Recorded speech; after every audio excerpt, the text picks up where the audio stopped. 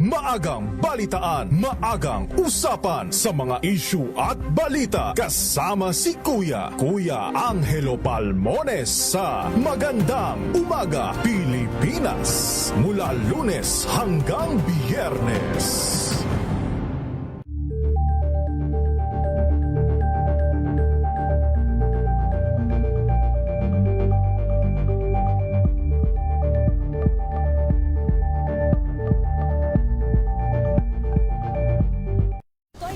Naitalang 17 individual na ang kanilang naaresto. Ng Metro Manila Development Authority o MMDA ang No Contact Apprehension Policy o NCAP sa Metro Manila. Sa ang ilang mga dokumento ay peke. Hindi rin legal ang employment na ipinangako sa kanila. Sa mata ng batas, mananagot ang sangkot at may sala. Dahil sa bawat paglabag, may karampatang parusa. Alamin ang mga pananagutan sa likod ng mga bawal. Dito sa Hoy! Bawal Yan, tuwing Sabado, alas 11:30 ng umaga. Dito lang sa DZRH TV.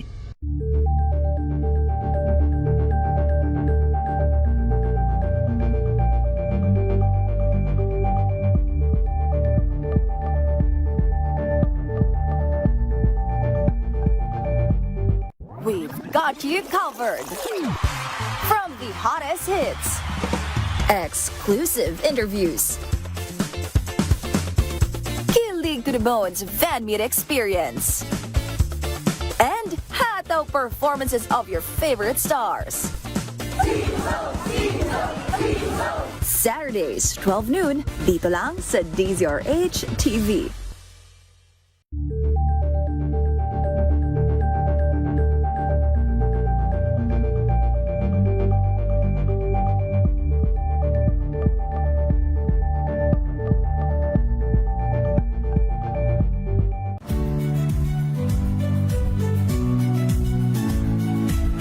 Magandang araw mga kaibigan. Ito po ang inyong balerina ng bayan, si Lisa Makuhay Lizalde, na nag-aanyaya sa inyong samahan kami at ang aming mga espesyal na panauhin para sa kalahating oras ng masayang kwentuhan sa aming programang Art to Art, kung saan ang usapang sining at kultura ay para sa lahat.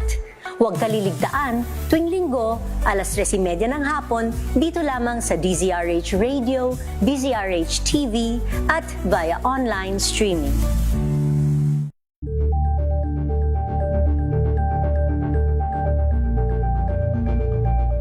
Tambalang Anthony Taberna at Jerry Baha ang gigising sa inyong umaga dahil lalatay ang humahagupit na diskusyon at komentaryo Lunes hanggang Biyernes sa 2x2.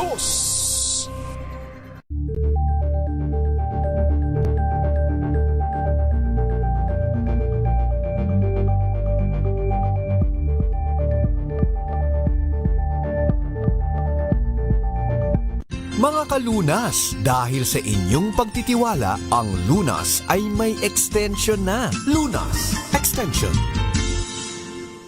Magandang gabi po, Luzon, Visayas at Mindanao. Faith Salaver Clamor po ang inyong kasama. Ito po ang programang Lunas Extension. Ngayong gabi, 30 minutes ng talakayan tungkol sa pangangalaga sa ating kalusugan. At isang talakayan na naman po ang ating pagsasamahan ngayong gabi at para pag-usapan ang ating topic na sleep apnea. Makakasama po natin, graduate po siya ng Centro Escolar University in 1996, an internationally trained dentist who took up her postgraduate training in aesthetic dentistry from University of California, Los Angeles. Meron din po siyang study of TMD and dental sleep medicine from University of Kentucky, USA and Roseman University in Utah.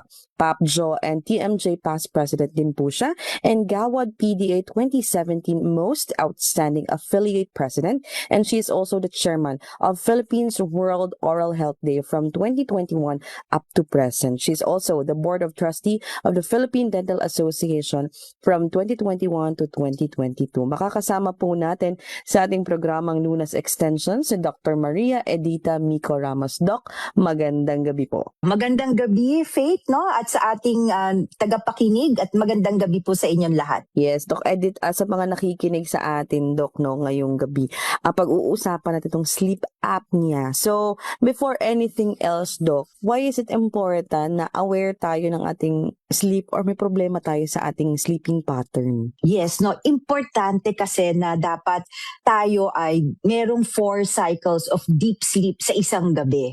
So, ibig sabihin nun, kailangan natutulog ka, kung ikaw ay adult, mga 7 to 8 hours. Kasi, kailangan makumpleto mo yung stages of sleep. Bakit importante yon? Kasi dapat nagdi-deep sleep ka para yung katawan mo nakakapag-repair and regenerate. At nangyayari lang yan sa gabi kapag ikaw ay natutulog. Yan yung pinaka-ano natin, Doc, na sinasabi natin, na pinaka-rest ng katawan, 'di ba? Yung deep sleep na yan, or yung sleeping itself, Doc, no? So, Doc, sleep apnea and being a dentist, how is it related, Doc, to each other? Yung dentistry and sleep apnea. Yes, no, oo. Kasi pag sinabi nating sleep apnea, it's a serious medical condition. So, medical condition talaga siya. Ito yung nangyayari sa gabi, o tuwing, kahit hindi naman gabi, tuwing natutulog ka, at humihinto ka sa paghinga. Ngayon, ang treatment talaga dyan ng mga medical doctors is a CPAP machine. Kaya lang studies show not all patients are using their CPAP machines, are not compliant, no, in using their CPAP machines. Meron kasing klase ng sleep apnea. May tinatawag tayong central sleep apnea at ang obstructive sleep apnea. Pag sinabi mong central sleep apnea, ito yung brain mo na. No, yung utak mo na nagsasabi na humihinto ka sa paghinga. No, siya yung nagdi-dictate na kahit gusto mong huminga, humihinto ka kasi dinidictate ng brain mo yon. So pag may central sleep apnea ka, CPAP machine ang gagamot sa'yo. No, ang management sa'yo. Ngayon, pag meron kang obstructive sleep apnea, ito yung anatomically, merong obstructions na nangyayari. No, karaniwan kasi pag nakita natin, no, usually, pag ang patient namin, na-screen namin, high risk for sleep apnea, nire-refer naman namin yan sa medical doctor. Katulad ng mga ENT, no, to check, no, their airway, especially their nose. Now, tapos magkakaroon ng sleep study yung patient, no? Sleep study yan. Matutulog sila sa hospital or sleep laboratory. Doon titignan yung sleep pattern nila. May mga electrodes na ilalagay sa ulo, sa chest, no, sa muscles ng katawan para makita kung yung pasyente ilang beses ba humihinto sa paghinga kada oras. Ngayon, magbibigay ng report yan, no? At i-interpret yan ng sleep doctor, no? Pag na-interpret yan, usually, if it's mild to moderate obstructive sleep apnea, yung cause, a dentist, no, a sleep dentist, no, who are trained into dental sleep medicine can make them an oral appliance. Para yung panga natin na lower jaw na usually siya yung nagpo-pull back, no? Pag natutulog ka, di ba yung panga mo nasa likod? So, sumasama yung dila natin doon. Nababaraduhan yung ating daanan ng hininga. So therefore, usually the obstruction comes from the tongue. And when the tongue is the cause, anong gagawin ng dentist? Meron kaming appliance, na sleep appliance na gagamitin, ipapasuot sa pasyente para yung lower jaw nila o yung lower na panga nila, okay, mamumove forward namin para ma-maintain namin yung airway patency ng pasyente para pag natutulog siya sa gabi, tuloy-tuloy yung paghinga niya. So ito, Doc, yung sinasabi natin na relationship between a dentist kasi Yes. narinig natin, Doc, yung TMJ, no, na isa sa mga dahilan kung bakit nagkakaroon ng sleep apnea. Pero Doc, tama ba? Pwede ba akong magkaroon ng TMJD and sleep apnea? Or yung sleep apnea is just one symptoms of having TMJD? Okay, pwede kang magkaroon ng sabay. Kasi usually, no, nakikita namin yan kung ang lower jaw mo ay pasok na pasok or deep bite ka. Okay? Definitely, number one, yung TMJ joint mo, nakapasok na yan, nakatungkod na yan sa iyong skull, sa ating bungo. Therefore, nakokompress na niya yung disc at saka yung mga retrodiscal tissues, yung mga arteries and nerves mo, naiipit na niya. No, kasi pasok na yung lower jaw mo. Ngayon, pag ikaw ay deep bite, pag natutulog ka pa, lalo na nakahiga ka, yung lower jaw mo, mas lalo pang pupunta sa likod. Pag pumunta yan sa likod, kasama na naman yung dila mo. So usually, no, pag merong deep bite ang pasyente, maliit ang kanilang panga, usually really meron sila pareho, TMD and sleep apnea.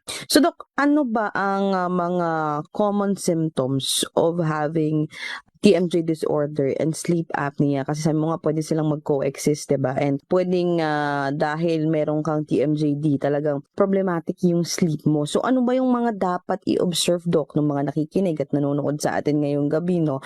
Para masabi nila na baka nga meron akong sleep apnea or baka meron akong TMJD. Yan, no? Oo. So, unang-una, syempre kailangan screening natin yan. Usually, pag meron kang TMJD, no, yun yung nagkiklik, lumalagotok, masakit ang iyong panga.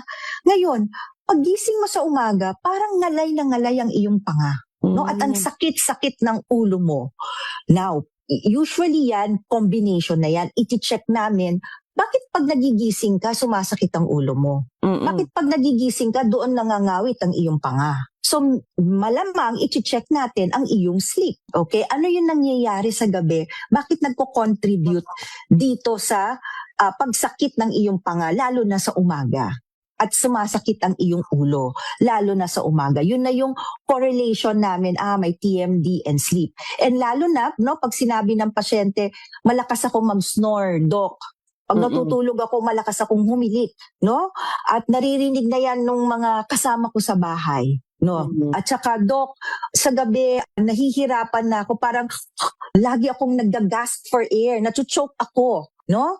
So usually yan, kaya tinitignan na natin yung underlying, no, na sleep apnea, kasi tinitignan na namin yang binibigyan na namin ng screening, nire-refer na namin for sleep study, tinitignan namin yung kung gaano kalaki ang kanilang tongue o yung kanilang jaw masyadong retruded ba. So yan yung mga common signs and symptoms ng pagkakaroon ng sleep apnea or ng TMJ disorder, no? Sa pagbabalik natin, Doc, sasagutin natin yung ilang katanungan na paano ba ito nagagamot? Kapag napabayaan ba, ano ba ang pwedeng maging mga complications, no? And paano nakakatulong din yun? Sabi ko nga, yung mga kagaya yung dentist na specialized sa TMJ disorder na may pag-aaral din when it comes to sleep apnea. Yan po yung ating sasagutin sa pagbabalik po ng ating programang Lunas Extension pagkatapos lamang po ng ilang paalala.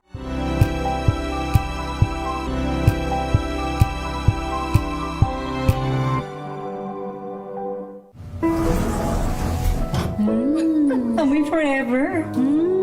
Amoy LQ. Amoy New Cala Berry Blooms. Amoy Cala, amoy good vibes.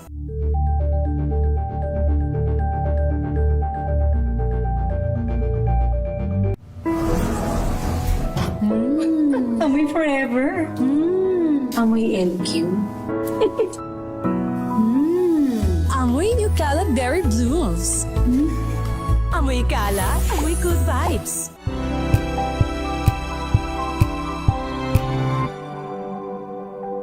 Hello, Washi! Laundry day na naman! Yay! Anong meron? Mancha ng chocolate, putik, may libag pa! Kaya natin yan! With Pride Washing Machine Detergent, may triple stain-away formula. Tanggal ang makapit, madikit, at malupit na dumit mancha. Kaya easy-easy ang labada. Mula noon hanggang ngayon! All you need is pride! All you need is pride! ACS.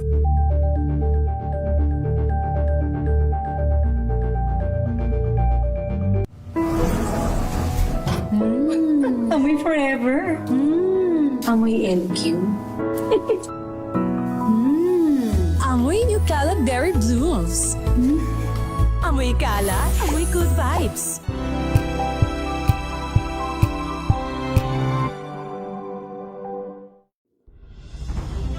Tuloy-tuloy ang pagtulong, tuloy-tuloy ang pagseserbisyo at tuloy-tuloy ang balitaan kasama si May Binauhan sa Operation Tulong mula Lunes hanggang Biyernes.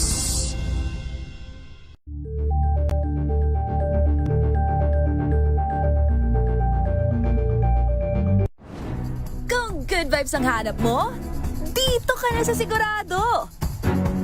Mula sa mga istoryang nagbibigay ng inspirasyon hanggang sa mga kwentong may dalang solusyon.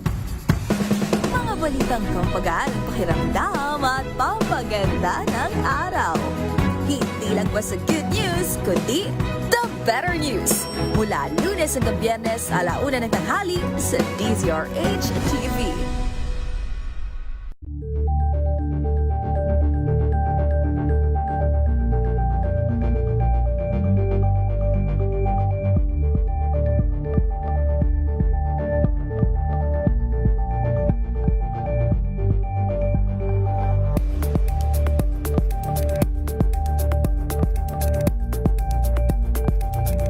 Curious ka ba sa maraming bagay?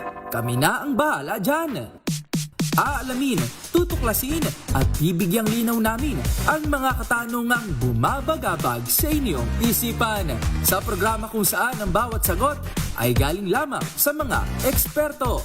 Ang Expert's Opinion, tuwing Linggo 3:00 ng hapon, dito lang sa DZRH TV.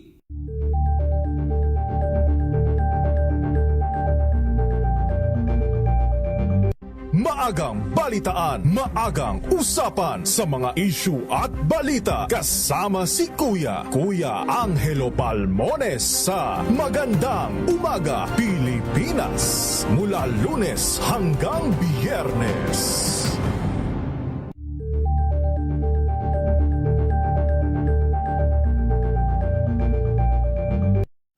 Ng naitalang 17 individual na ang kanilang naaresto. Ng Metro Manila Development Authority o MMDA ang No Contact Apprehension Policy o NCAP sa Metro Manila. Sa ang ilang mga dokumento ay peke.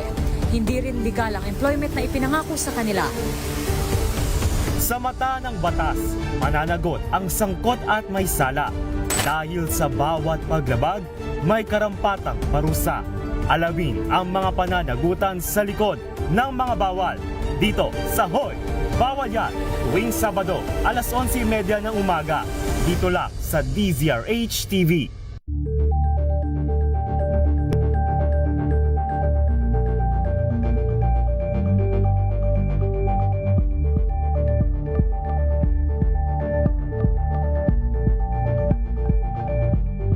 We've got you covered.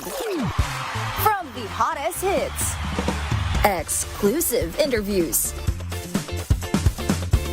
kilig to the bones fan meet experience, and hataw performances of your favorite stars. Saturdays, 12 noon, dito lang sa DZRH TV.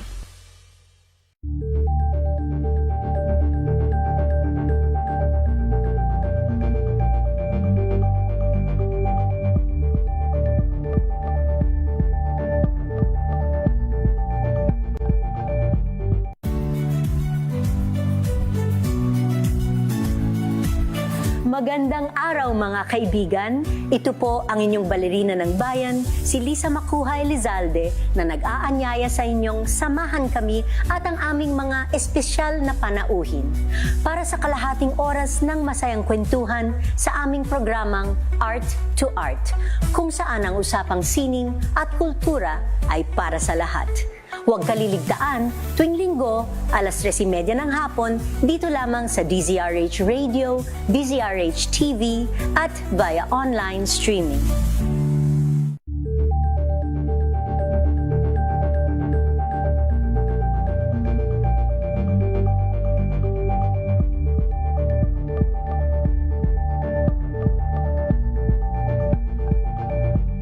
Tambalang Anthony Taberna at Jerry Baha ang gigising sa inyong umaga dahil lalatay ang humahagupit na diskusyon at komentaryo Lunes hanggang Biyernes sa 2x2.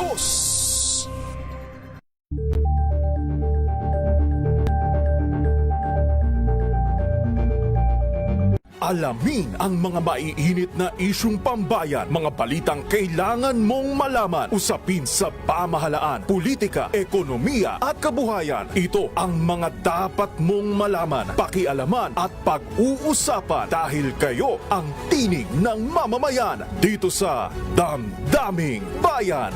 Live sa DZRH Radio, DZRH TV at DZRH Digital. Kasama sina Lakay, Deo Makalma at Elaine Apit. Araw-araw, Lunes hanggang Biyernes. Damdaming Bayan. Mga dagdag na kaalaman at usapang pangkalusugan. Lunas Extension.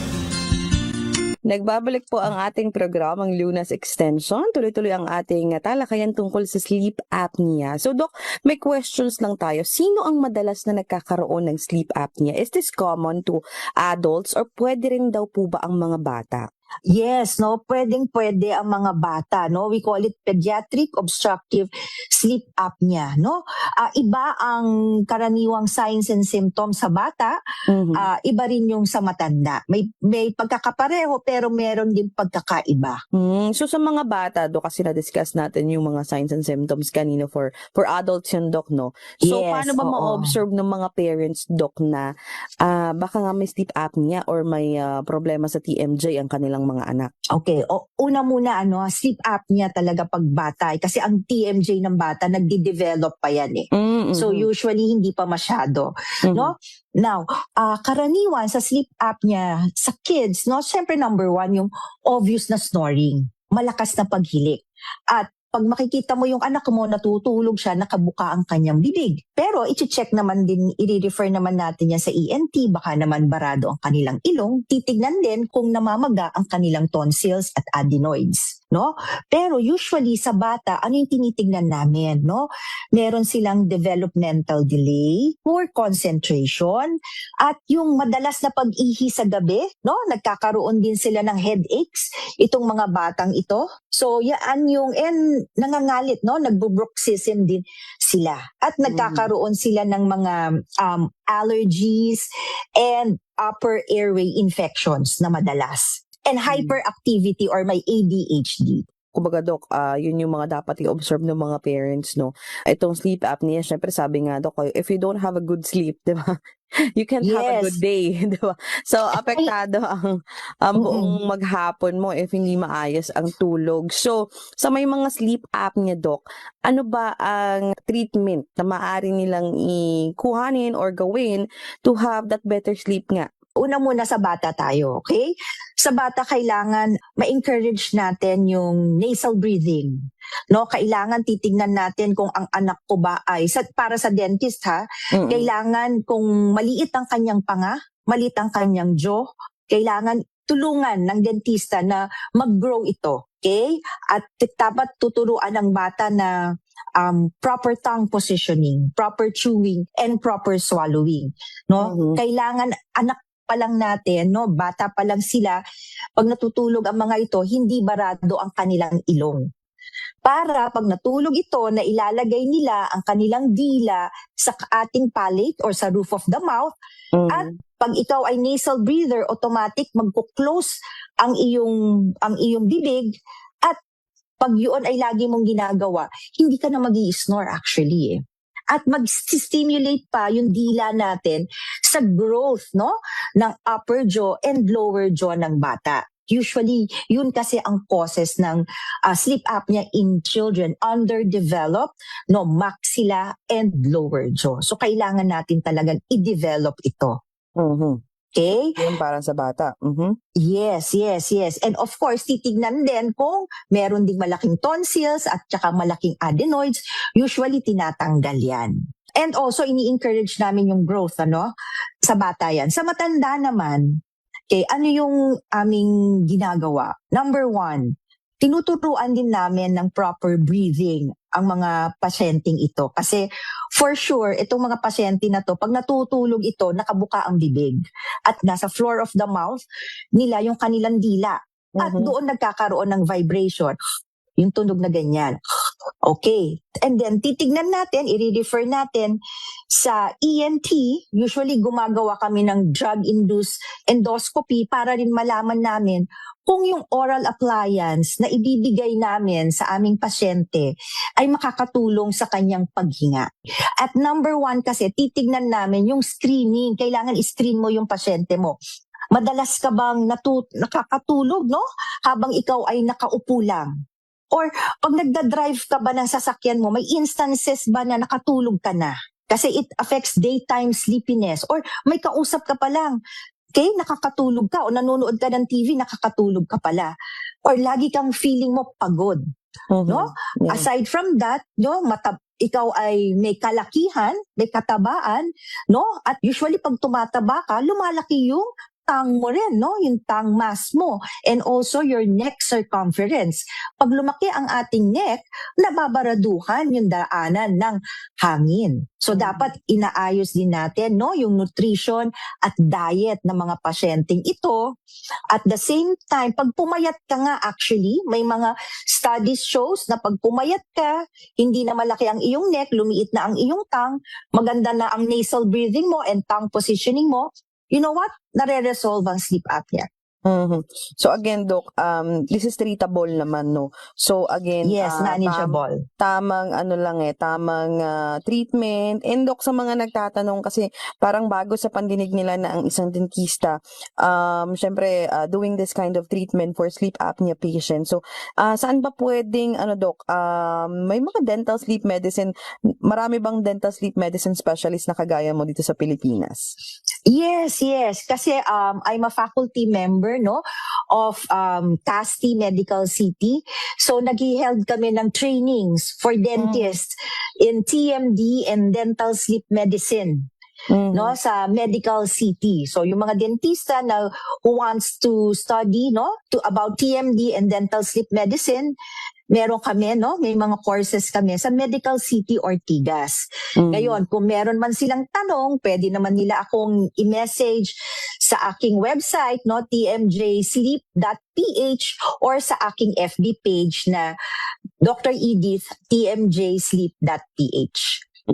Ayan, Doc. Doc, sabi ng ibang mga nagtatanong sa atin, no, yung sleeping position ba, does it matter in having TMJ and the sleep apnea, or na-aggravate ba niya? Ganito, pag sleeping position mo, kung ikaw ay may sleep apnea, hindi pwede na nakatihaya ka matulog. Mas maganda, nakatagilid ka. Kasi mas open ang airway mo doon. No? So, yun yung aming ina-advocate, positional therapy. So, nakatagilid tayo para mas open ang ating airway. So, again po, itong pinag-uusapan natin, sleep apnea. At sabi nga ni Doc Edith kanina, marami ng mga dental sleep medicine specialist. So, Doc, yung gamutan nito, Doc, usually, just to correct your sleep, mga ilang buwan ba? Or mabilis lang ang treatment nito? Una muna, i-screen, no? I-screen ka namin kung anong klase ang sleep apnea meron ka. Kailangan meron kang sleep study. No, before you treat a patient with sleep apnea, irregardless kung medical doctor ka or dentist ka. And then, pag nalaman na namin kung anong klaseng sleep apnea meron ka, kasi sa hospital, ipapatry sa'yo ang CPAP machine. Ngayon, if you can tolerate it, good. Now, if you cannot tolerate it, now a dentist can make you a sleep appliance. Ngayon, pag nag-treat naman ako ng patients ko ng sleep apnea, titignan ko kung ano yung mga causes niya. Obese ba yung patient ko? So, bibigyan ko siya ng nutrition and diet management. Pag sa umaga, kailangan may exercise siyang gagawin para hindi sasakit ang kanyang panga. Pangatlo, kailangan tuturuan ko siya ng correct sleep hygiene. Pang-apat, kailangan ang ibibigay ng isang dentista na sleep appliance sa pasyente, ito ay dapat na-adjust or titratable. Hindi pwede yung one size fits all, no?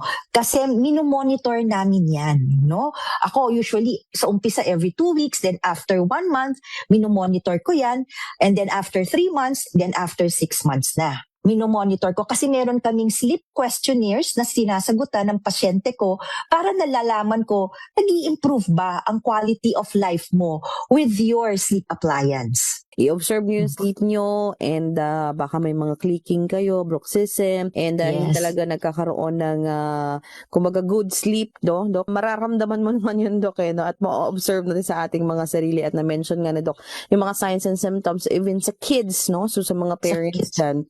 So importante talaga na i-observe nyo yung mga sleep ng mga anak nyo. And marami pa sana akong tanong kay Doc Edith pero wala na po tayong oras. So again, Doc, sa mga gustong magpakonsulta or magtanong sa'yo ng mga karagdagang questions after this program, saan sila pwedeng kumontak or pumuntang page mo, Doc? Yes, no, they can visit my website. It's tmjsleep.ph or puntahan nyo ang aking FB page or Instagram page or TikTok page, Dr. Edith TMJ Sleep, no, or you can contact us through 0920-9733-658 at ang clinic ko ay nasa Robinsons Galleria, no, second level, no, Robinsons Galleria Mall, EDSA Corner, Ortigas, Quezon City. Maraming salamat, Doc Edith, at sa iyong oras, Doc, at pagbibigay ng impormasyon tungkol sa sleep apnea sa ating programang Lunas Extension ngayong gabi. Ako din po ang inyong nakasama, Faith Salaver Clamor, laging nagpapaalala na prevention is better than cure. Magandang gabi po, Luzon, Visayas at Mindanao. Mga kalunas, hanggang bukas dito sa Lunas Extension.